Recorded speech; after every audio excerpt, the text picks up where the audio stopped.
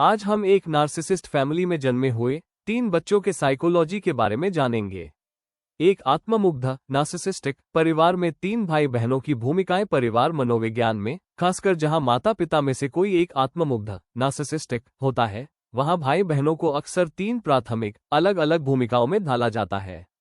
ये भूमिकाएं आत्ममुग्ध माता पिता अपनी भावनात्मक जरूरतें पूरी करने, अपनी भावनाओं को दूसरों पर थोपने और परिवार की गतिशीलता को नियंत्रित करने के लिए बनाते हैं। ये 3 मुख्य भूमिकाएं हैं। 1. सुनहरा बच्चा, द गोल्डन चाइल्ड भूमिका। यह वो बच्चा होता है जिसे सबसे ज्यादा प्यार और पक्षपात मिलता है। इसे आत्ममुग्ध माता पिता का ही एक विस्तारित रूप माना जाता है, जो माता पिता की महानता को दर्शाता है और इसे इसकी सफलताओं या कथित क्षमता के लिए सराहा जाता है। आत्ममुग्ध व्यक्ति के लिए कार्य, माता पिता के आत्मसम्मान को मान्य करना और परिवार को अच्छा दिखाना। बच्चे पर प्रभाव, इस बच्चे पर परिपूर्ण बने रहने और असफल होने से बचने का भारी दबाव होता है। इसे अपनी वास्तविक पहचान विकसित करने में संघर्ष करना पड़ता है और यह कभी कभी अपने माता पिता जैसे आत्ममुग्ध लक्षण भी अपना सकता है। 2. बलि का बकरा, द स्केपगोट भूमिका।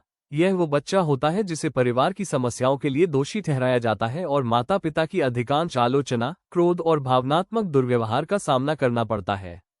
आत्ममुग्ध व्यक्ति के लिए कार्य, माता पिता की नकारात्मक भावनाओं को बाहर निकालने के लिए एक सुरक्षित और आवश्यक लक्ष्य के रूप में कार्य करना, जिससे माता पिता और परिवार वास्तविक समस्या की जवाबदेही से बच सकें। बच्चे पर प्रभाव, इस बच्चे में अक्सर आत्मविश्वास की कमी होती है। ये सबसे ज्यादा विद्रोही या मुखर हो सकता है और यह अयोग्यता के गहरे घावों को झेलता है। हालांकि यह अक्सर लंबी दौड़ में परिवार का सबसे भावनात्मक रूप से स्वस्थ और स्वतंत्र विचारक होता है। मैं इस विषय पर कुछ और महत्वपूर्ण जानकारी देना चाहूंगा। ये भूमिकाएं गोल्डन चाइल्ड, स्केपगोट और लॉस्ट चाइल्ड सिर्फ बचपन तक सीमित नहीं रहती, बल्कि वयस्कों के रूप में भी भाई बहनों के जीवन और रिश्तों पर गहरा और स्थायी प्रभाव डालती है।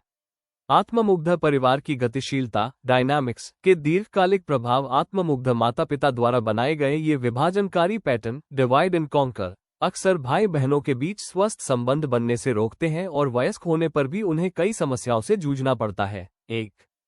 सभी भाई बहनों पर भावनात्मक प्रभाव, आत्मसम्मान और संदेह। तीनों ही भूमिकाओं में पले बड़े बच्चे अक्सर कम आत्मसम्मान और आत्मसंदेह से पीड़ित रहते हैं। उन्हें बाहरी सत्यापन, एक्सटर्नल वैलिडेशन की जरूरत महसूस होती है। रिश्तों में समस्याएं, उन्हें स्वस्थ, भरोसेमंद रिश्ते बनाने में कठिनाई होती है। वे या तो बहुत ज्यादा निर्भर, कोडिपेंडेंट हो जाते हैं या अंतरंगता, इंटिमेसी से दूर भागते हैं। चिंता और तनाव, घर का अप्रत्याशित और तनावपूर्ण माहौल उनके अंदर पुरानी चिंता, क्रॉनिक एंजाइटी, अवसाद, डिप्रेशन और लगातार चौकन्ना रहने की भावना पैदा करता है। 3. माता पिता द्वारा उपयोग किए जाने वाले 2 प्रमुख हेरफेर, मैनिपुलेशन। आत्ममुग्ध माता पिता अक्सर इन भूमिकाओं को बनाए रखने के लिए 2 प्रमुख तकनीकों का उपयोग करते हैं। गैसलाइटिंग ये भावनात्मक दुर्व्यवहार का एक रूप है जहां माता पिता बच्चों को उनकी अपनी वास्तविकता, भावनाएं और याददाश्त पर संदेह करने के लिए मजबूर करते हैं। उदाहरण के लिए, वे किसी घटना के होने से पूरी तरह इनकार कर देंगे, जिससे बच्चे को लगता है कि शायद मैं ही गलत हूं। ट्रायंगुलेशन, इसमें माता पिता भाई बहनों के बीच के रिश्ते में तीसरे पक्ष को लाते हैं। वे एक बच्चे को दूसरे बच्चे के खिलाफ करते हैं या एक बच्चे को अपनी बात मनवाने के लिए दूसरे बच्चे का इस्तेमाल करते हैं। ये भाई बहनों के बीच अविश्वास और प्रतिस्पर्धा को बढ़ावा देता है। आत्ममुग्ध परिवार में भाई बहनों की 3 भूमिकाएं डिवाइड एंड कॉन्कर की रणनीति के तहत गढ़ा जाता है, जिससे भाई बहन कभी एक दूसरे से जुड़ न पाए।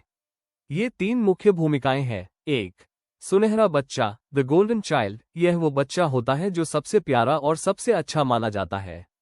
माता पिता इस बच्चे में अपना आदर्श रूप देखते हैं और उसे अपनी सफलता का प्रतीक, स्टेटस सिंबल मानते हैं। ये बच्चा किसी भी हाल में गलत नहीं हो सकता। दबाव, सुनहरा बच्चा हमेशा अव्वल आने, आज्ञाकारी बने रहने और माता पिता की उम्मीदों पर खरा उतरने के लिए भारी दबाव में रहता है। नुकसान, इस वजह से वो अपनी असली पहचान विकसित नहीं कर पाता। उसका आत्म मूल्य, सेल्फ वर्थ, माता पिता की प्रशंसा पर निर्भर करता है और वयस्क होने पर वो खुद भी आत्ममुग्ध व्यवहार अपना सकता है। 2. बलि का बकरा, द स्केपगोट। यह वो बच्चा होता है जो परिवार की हर गलती और परेशानी के लिए दोषी ठहराया जाता है। माता पिता अपने सारे नकारात्मक भाव, गुस्सा और हताशा इस बच्चे पर निकालते हैं। ये बच्चा किसी भी हाल में सही नहीं हो सकता। फायदा, सिस्टम के लिए ये बच्चा परिवार के लिए पंचिंग बैग का काम करता है, जिससे माता पिता को अपनी खामियों के लिए जवाबदेह नहीं होना पड़ता। परिणाम, इस बच्चे को लगातार आलोचना और अस्वीकृति मिलती है। हालांकि अक्सर यही बच्चा परिवार में सबसे स्वतंत्र सोचने वाला और वास्तविकता को समझने वाला होता है और वयस्क होने पर परिवार की विषाक्तता टॉक्सिसिटी से दूर जाने की हिम्मत दिखाता है। 3. खोया हुआ बच्चा, द लॉस्ट चाइल्ड। यह वो बच्चा होता है जो भावनात्मक रूप से अदृश्य इनविजिबल होता है। ये घर के माहौल से दूर रहने के लिए चुपचाप खुद को व्यस्त रखता है ताकि कोई भी इसे नोटिस न करे, न तो अच्छे के लिए और न ही बुरे के लिए। ये बच्चा खुद को किसी भी तरह की परेशानी से दूर रखता है। कारण, माता पिता पहले 2 बच्चों की गतिशीलता डायनामिक्स में इतने उलझे रहते हैं कि उन्हें इस बच्चे की परवाह करने का समय ही नहीं मिलता।